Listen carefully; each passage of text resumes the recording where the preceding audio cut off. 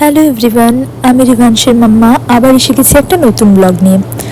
তো এই ব্লগে আমি তোমাদের বলবো কানাডায় গাড়ি চালানো না জানলে আর নিজের গাড়ি না থাকলে কতটা অসুবিধে হয়, আর সাথে যদি একটা ছোট্ট বাচ্চা থাকে তাহলে তো অসুবিধাটা আরও অনেক গুণ বেড়ে যায়।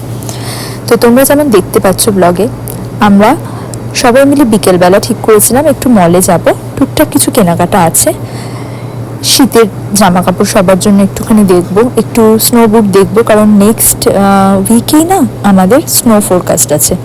তো সেই সব কারণেই আমরা বেরিয়েছিলাম। বেশ কিছুক্ষণ দাঁড়ানোর পর আমরা বুঝতে পারলাম যে আমাদের বাসটা চলে গেছে।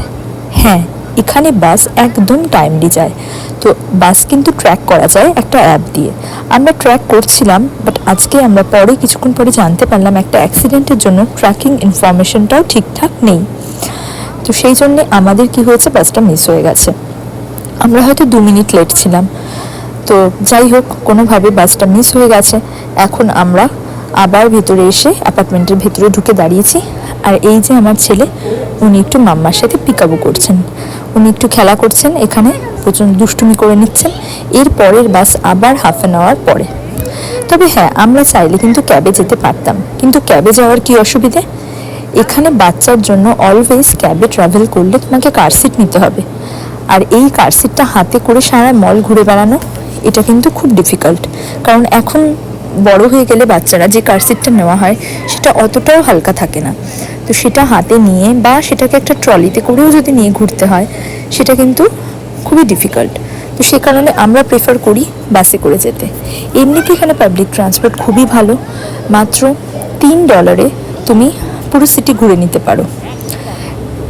আর এখানে তুমি ধরো একবার বাসে উঠলে আর তারপর তোমার নেমে আবার অন্য কোনো বাস ধরতে হবে ওখান থেকে তোমার ডেস্টিনেশনে যাওয়ার জন্য, তাহলে কিন্তু তোমাকে দুবার পেমেন্ট করতে হয় না, তুমি জাস্ট একবারই পেমেন্ট করতে পারো। সেই পেমেন্ট যখন করবে, প্রথম বাসটিতে যখন উঠবে, তখন সেই বাস ড্রাইভারকে তোমার বলতে হবে আই নিড এ ট্রান্সফার, তাহলে উনি তোমাকে পরের বাসের জন্য একটা টিকিট দিয়ে দেবে। তো এভাবেই বাস সার্ভিসে পুরো সিটিটা ঘুরে নেওয়া যায়। বাসে যথেষ্ট বসার জায়গা থাকে, প্র্যাম তুললে প্র্যামটাকে সেট করারও জায়গা থাকে। তো যাই হোক, আমরা এইভাবেই পৌঁছে গেছি মলে। মলে পৌঁছে আমরা প্রথমে টুকটাক একটু সবাই নিজেদের জন্য শীতের জামা কাপড় দেখছিলাম, কারণ পরের সপ্তাহ থেকে যখন স্নো পড়বে তখন তো প্রচণ্ড ঠান্ডা থাকবে। আর জ্যাকেট এগুলো সব রয়েছে, কিন্তু জুতোটা ভীষণভাবে প্রয়োজনীয়। জুতো যদি ঠিকঠাক না পরা যায় তাহলেই তো পিছলে পড়ে যাবে বরফে, তো খুবই কষ্টদায়ক সেটা।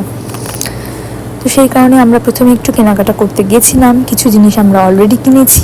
এরপর আমরা যাচ্ছি ছেলেকে নিয়ে ওর ফেভারিট ফ্রেঞ্চ ফ্রাইজ খাওয়াতে। ওর এটা ভীষণ পছন্দের জিনিস, তো সবসময় তোকে দেওয়া হয় না, বাট আমরা যখন মলে আসি আমরা ওকে একটুখানি দিই।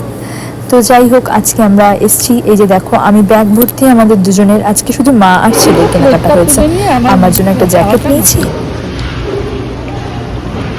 মা যেমন ভাবে খাচ্ছে দেখাও দিন্নি কেমন করে খাচ্ছিল, দেখাও তো পাপাকে। কেমন খাচ্ছিল দিন্নি?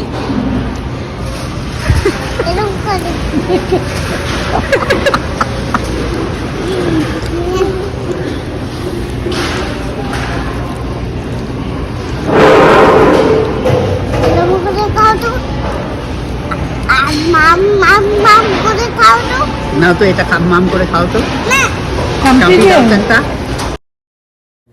তো তোমরা দেখতে পাচ্ছ কেমন দুষ্টু হয়েছে। প্রথমে কিন্তু ও ফ্রেঞ্চ ফ্রাইজ নিয়ে ওর দিন্নি কিভাবে খাচ্ছে সেই খাওয়াটা নকল করে করে দেখাচ্ছিল। আর এখন আমরা ওকে একটু নুডলস দিয়েছি, আমরা ওকে নিজে নিজে একা হাতে খেতে এনকারেজ করছি, কারণ স্কুল থেকেও এটা বারবার বলছে, আর আমরাও চেষ্টা করছি যে ও নিজে খেতে শিখুক। তো দেখো, এই নুডলস একটু নিয়ে নাড়াচাড়া করার পর যতটুকু খেলো, তারপর কিন্তু আবার আমাদের দাঁড়িয়ে থাকতে হচ্ছে। কেন? বাসের জন্য। এখন 8টা বাজে, সব দোকান মলের বন্ধ হয়ে গেছে। তো এরপর 8:15 নাগাদ আমাদের বাস থাকবে, সেই বাসটা ধরার জন্য আমরা এখন দাঁড়িয়ে থাকবো। তাহলে বুঝতে পারছো একটা গাড়ি না নিয়ে থাকলে ছোট্ট বাচ্চাকে নিয়ে এখানে কত অসুবিধে। আজকে তো তাও মলে এসেছিলাম, কিন্তু অন্য এমার্জেন্সির ক্ষেত্রে তখনও অনেকটা অসুবিধে হয়ে যায়। তখন অবশ্যই আমরা ক্যাবে ট্রাভেল করি, কিন্তু তাও সব কিছু মিলিয়ে মিশিয়ে অসুবিধাটা অনেকটা। তাই যদি কেউ আসতে চাও এখানে, অবশ্যই গাড়িটা শিখে নিও। এখানে আসলে যদিও একটু প্র্যাকটিস করতে হবে, কারণ লেফট রাইট ব্যাপারটা এখানে একদম উল্টো। তো আমরা পৌঁছে গেছি, ওই যে অ্যাপার্টমেন্ট দেখা যাচ্ছে। জানিও ব্লগটা কেমন লাগলো, লাইক শেয়ার অ্যান্ড সাবস্ক্রাইব।